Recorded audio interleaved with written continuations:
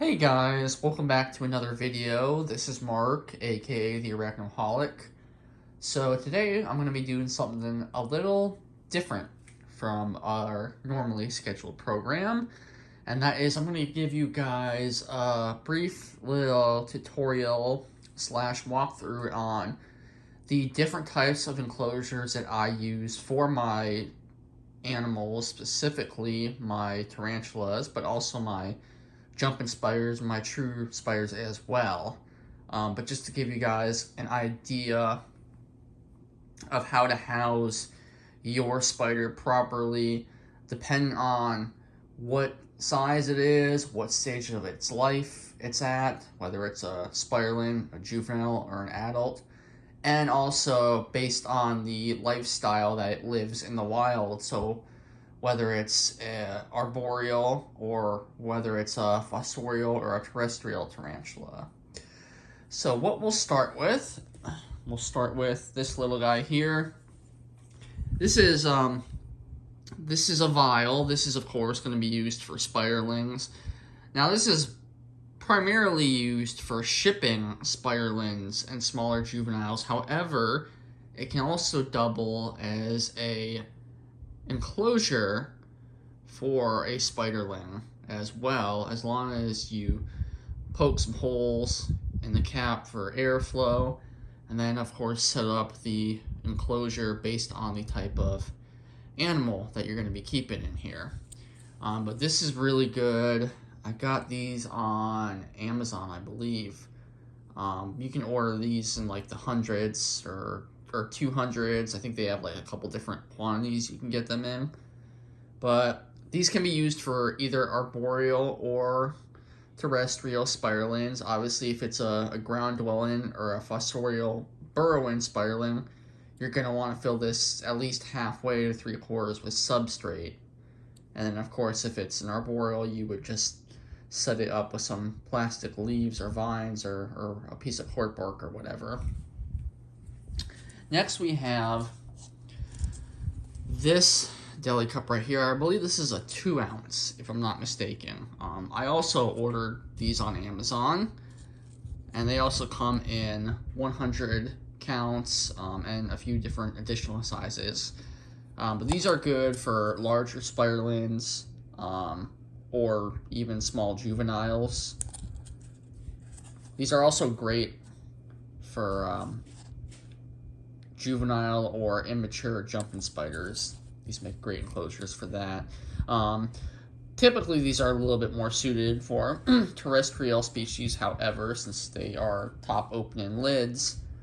And if you were to house like a arboreal tarantula, like a pink toe, it would probably end up getting its web destroyed nearly every time you opened the enclosure. So definitely more of a terrestrial slash fossorial type of setup, but same difference as the vials. You just want to make sure that you poke plenty of holes. That way they get some good airflow, and then you can, of course, add as much substrate as you need to. Next we have this, which I believe this is either a 12 or a 16. I want to say a 16 ounce deli cup. And these are really good for larger spiderlings and juveniles especially. This one actually is what I was keeping my Avicularia metallica, the metallic pink toe, juvenile in. She's about 3-ish, 2.5, maybe 3 inches now.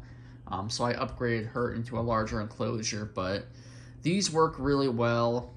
Again, much like the vial, they're one of those enclosure setups where you can keep arboreals and fossorials in it without too much of a hassle. Obviously, with a fossorial, you would just add a lot more substrate, whereas an arboreal, you wouldn't add as much, and you would just want to poke some holes on the sides for cross ventilation. But those are another really simple but very effective type of enclosure. And they are great for arboreals, like I said. And then for our terrestrials, we have this enclosure here. which these are actually custom made specifically for tarantulas and other invertebrates. This one, I believe I got this one, I want to say it was from Jamie's Spiders, or one of those. I believe Spider Shop also sells similar enclosures to this one. And you can see it already has the holes pre-drilled into it. But it's a very, very basic but simple setup here. The biggest thing is I'll admit that the lid is a bit of a pain in the ass because there's not really too much of a ledge to grip it from. So you basically have to stick your nail in one of the corners and kind of just pry it open. So it can be a bit of a hassle in that regard. And this is plexiglass, which is a good material. It's a very reliable and durable material to use for any exotic animal, especially tarantulas. The biggest downside to these, though, is that the material, since it's plexiglass, it's a little on the thicker side. If you try to drill into this with a traditional drill bit, you're probably going to crack it.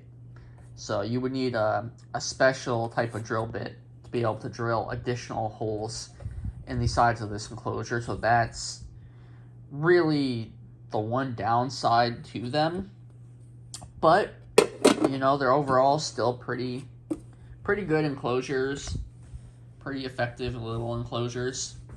So these are good for keeping, like I said, juveniles and even, you know, possibly some smaller subadults. I mean, you could probably keep a dwarf species in something like this, although I would personally go a little bit larger, but that's just me. Next, we have our 1 gallon mainstay enclosure. So this I use primarily for arboreal spiders, like my avix, my pink-toed tarantulas. They absolutely love these. Now, yes, they are top opening enclosures. The great thing about them is they have this little lip right here, and that will a lot of times encourage the spider to web either just at or just below where that little ledge is. And that will oftentimes deter the spider from webbing up top too close to the lid. This way you don't have to worry about ripping the top of the web off every time you open up the enclosure. But this is plastic. I will say these tend to crack rather easily if you use too much force, or if you use a bigger bit when you're drilling holes into it. So just something to be mindful. You definitely want to try to use minimal pressure so you don't end up cracking the plastic. But these are really good. They're pretty easy to drill into as long as you're careful and diligent. These are about a gallon. They only cost around $10. You can get them at Walmart, Publix, Target, places like that, Amazon, basically anywhere. And next, we have your basic budget enclosure right here. This is just under a 5 gallon terrarium. This one I actually got at a convention. As you can see, literally $10 for one of these, so dirt cheap. That's about as cheap as you're gonna get with any type of enclosure. Now, obviously, this is more of a terrestrial setup. The only thing I don't like about this one is the holes they drilled on the sides. I feel like this second row is just way too close to the bottom of the enclosure. And the enclosure itself is a little bit shallow. It would have been nice if they made it a little bit deeper. But for what it is, you know, it's not terrible. It is doable if you're in a pinch. Say you just bought a spider at like a reptile convention or whatever, and you don't necessarily have the time to go to a pet store, or even the money for that matter, and spend $50 on a nice fancy enclosure, sometimes even more. So this will do in a pinch, but that's my only problem is the holes on the sides. I kind of wish they had just gotten rid of this second row and maybe put another row or two up on the top. I think that would have worked a little bit better, but overall that's a good budget enclosure for a ground dwelling tarantula. For a larger individual, we have a couple of different options. So for our terrestrials, we have our glass enclosures. I also know that screen top lids are not exactly ideal, and I do intend to swap these out in the next couple of weeks for some plastic enclosures that I'll just drill some holes into.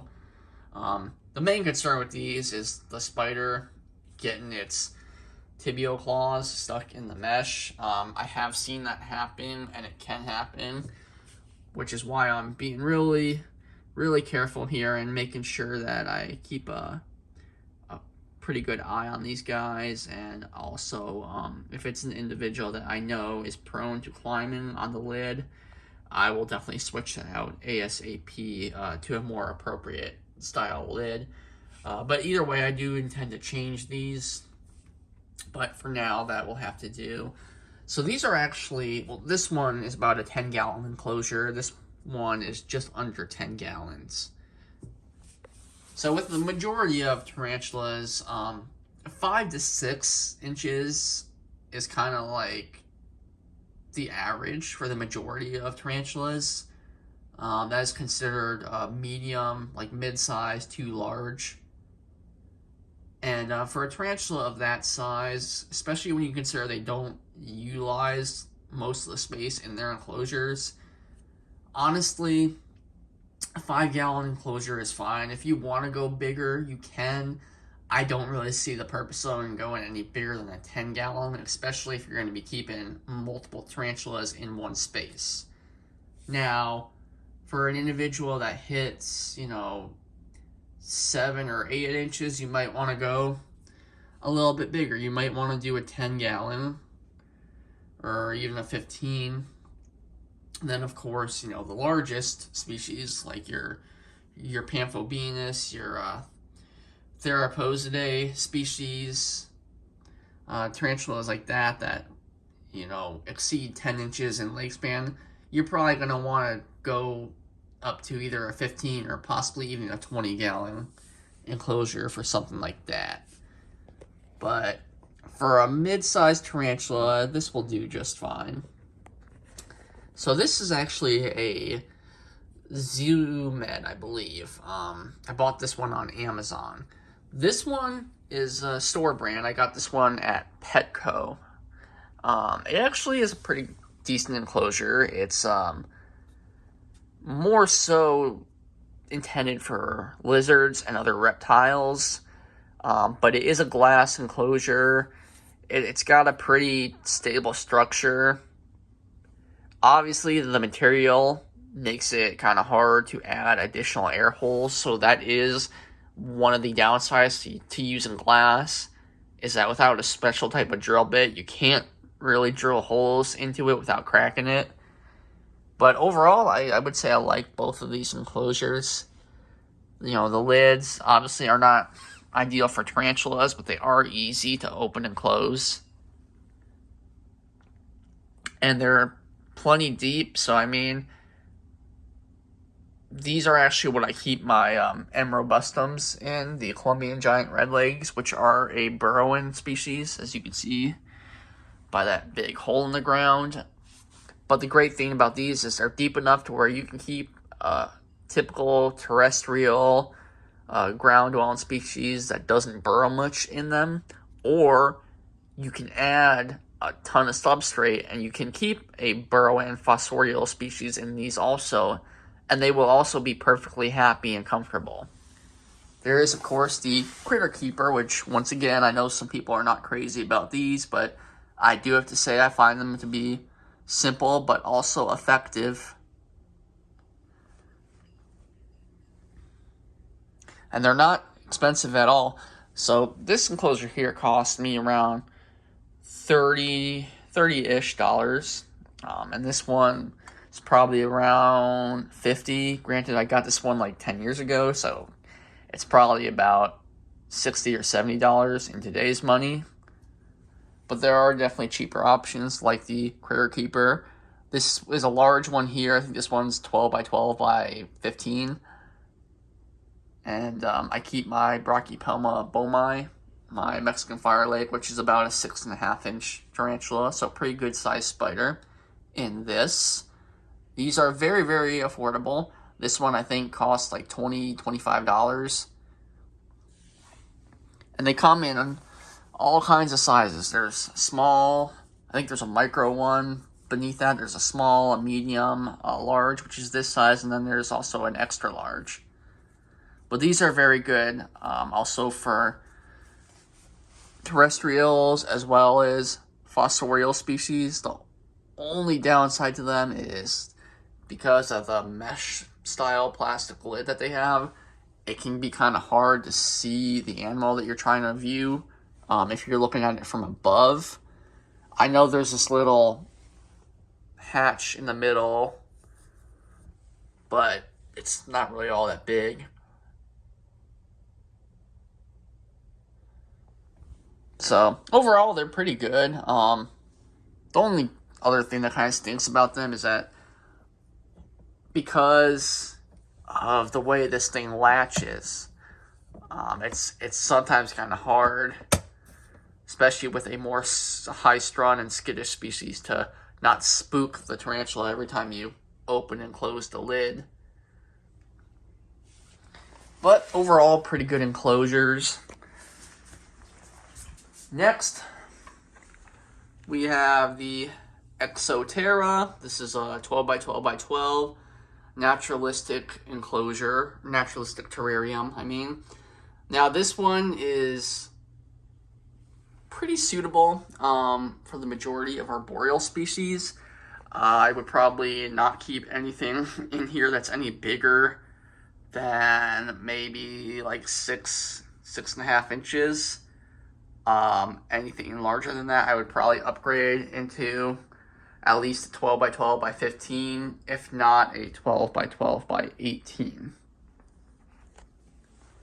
So the Exoterra, I quite like this enclosure.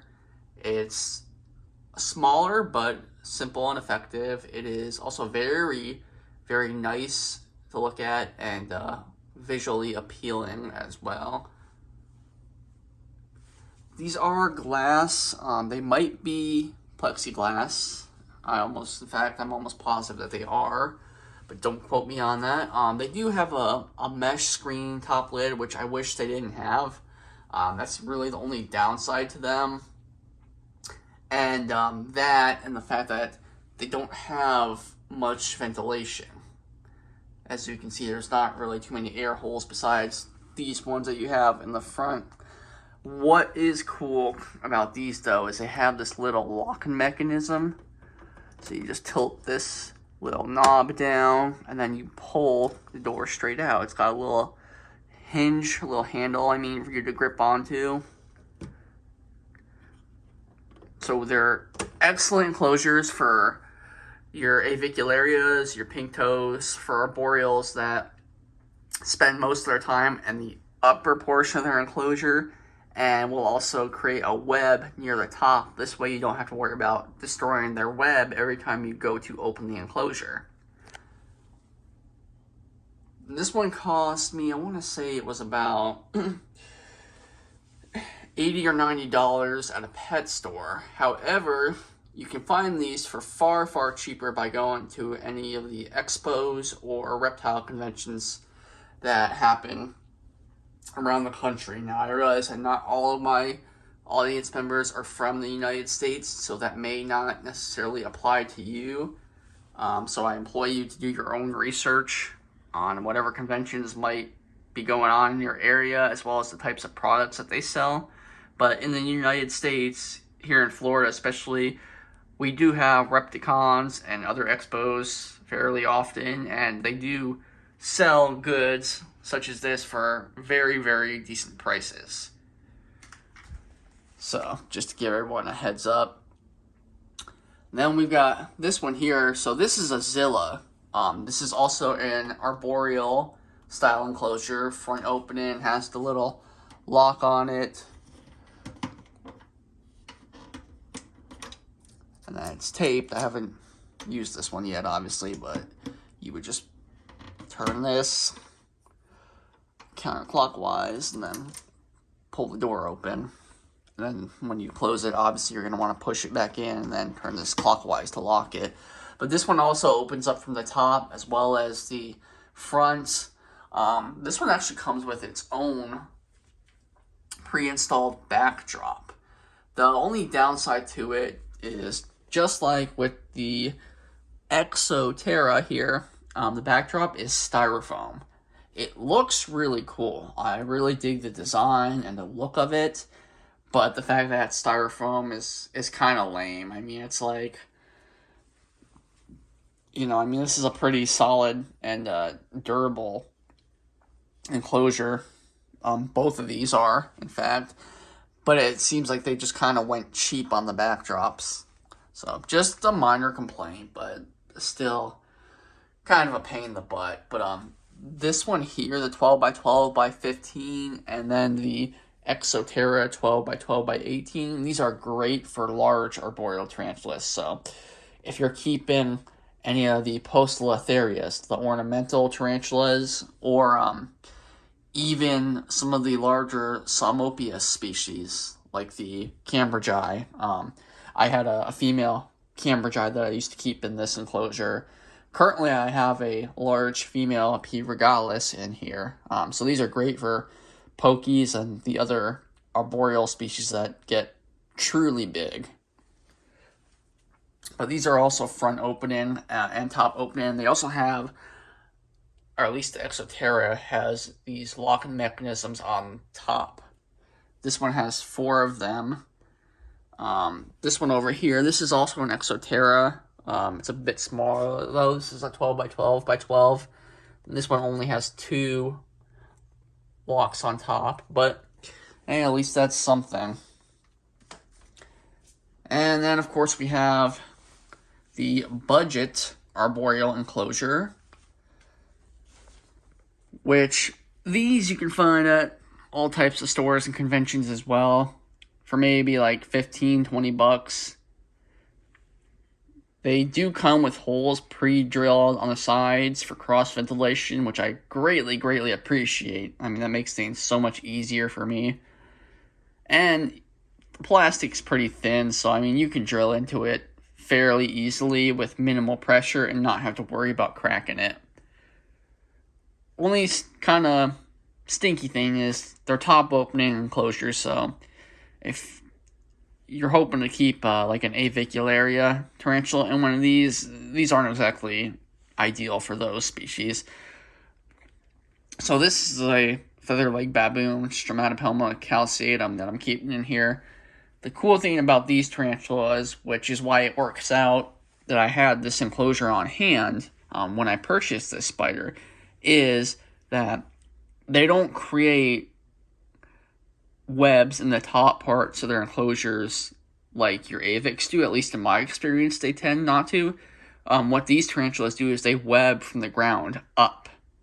And a lot of times they will burrow as well or incorporate dirt into their webbing, which is why a lot of people consider them to be semi-terrestrial or semi-arboreal, because they do tend to spend a lot more time on and near the ground and will even burrow some compared to other arboreals. But so this enclosure works perfect for her.